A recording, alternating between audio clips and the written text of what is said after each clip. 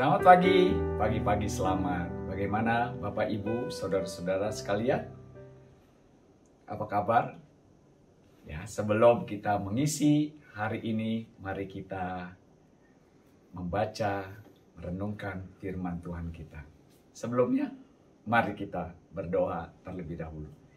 Bapa kami yang di dalam surga, kami akan membaca satu bagian daripada firman-Mu. Tuhan tolong pimpin kami. Di dalam nama Tuhan Yesus kami berdoa. Amin. Bacaan terambil daripada 2 Raja-Raja, pasal yang pertama, ayat yang ke-13 sampai dengan 18. Tapi saya mau membacakan satu ayat dari ayat yang ke-16 dan 17a. Demikian firman Tuhan.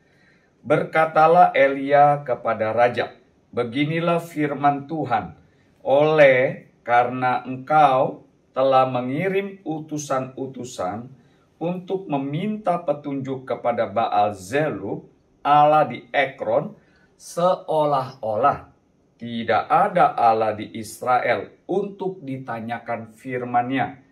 Maka sebab itu engkau tidak akan bangun lagi dari tempat tidur di mana engkau berbaring, sebab engkau pasti akan mati. Maka matilah raja sesuai dengan firman Tuhan yang dikatakan oleh Elia.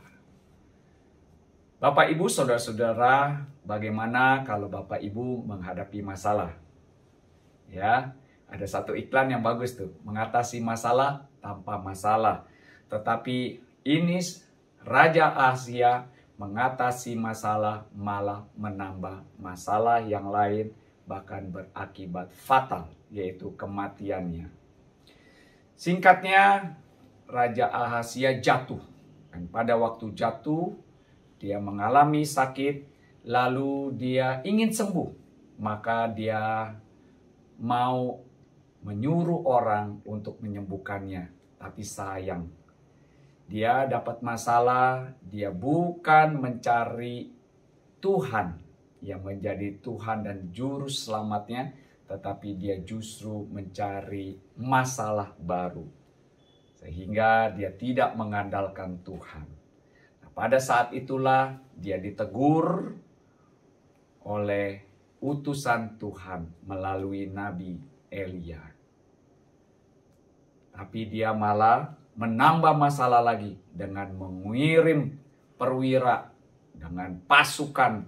Lalu akhirnya harus mengalami kematian. Dan dia harusnya sadar, tapi dia mengirim lagi. Dan satu perwira dengan 50 orang mati lagi.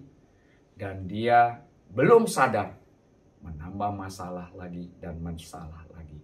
Maka dikirim perwira dan 50 orang lagi. Tapi bersyukur perwira ini tahu bagaimana masalah demi masalah akan terjadi dan bagaimana dia mengatasi masalah tersebut. Maka pada waktu dia hadir, dia tidak sombong, dia tidak mentang-mentang bahwa dia perwira, tetapi malah dia berlutut kepada hamba Allah tersebut.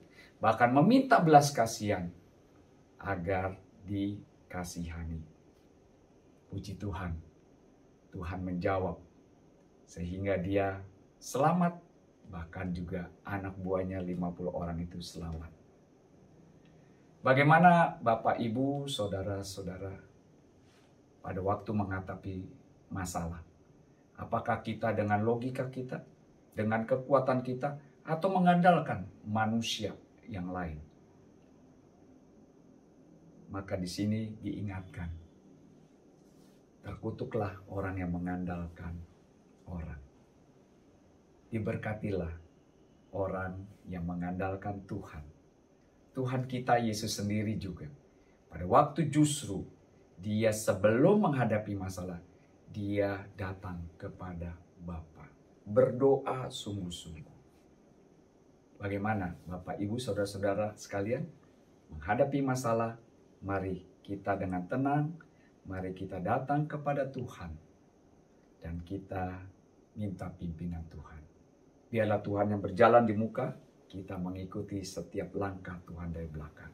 Sehingga waktu datang masalah, kita tidak dapat masalah yang baru. Bahkan masalah tersebut bisa diselesaikan oleh Tuhan. Kiranya Roh Kudus yang kita baru saja ingat Pentakosta akan menuntun, pimpin langkah kita. Amin. Mari kita berdoa. Bapa di dalam surga, kiranya firman-Mu mengingatkan kami, bukan mengandalkan kami, mengandalkan pikiran kami, mengandalkan yang lain, tetapi mengandalkan Tuhan di dalam menghadapi masalah. Terutama juga situasi kondisi yang masih belum selesai pandemi ini. Kira Tuhan boleh menolong kami. Tuhan, pimpinlah kami untuk mengatasi masalah. Datang kepada Tuhan. Amin. Selamat pagi, selamat beraktivitas. Tuhan Yesus memberkati.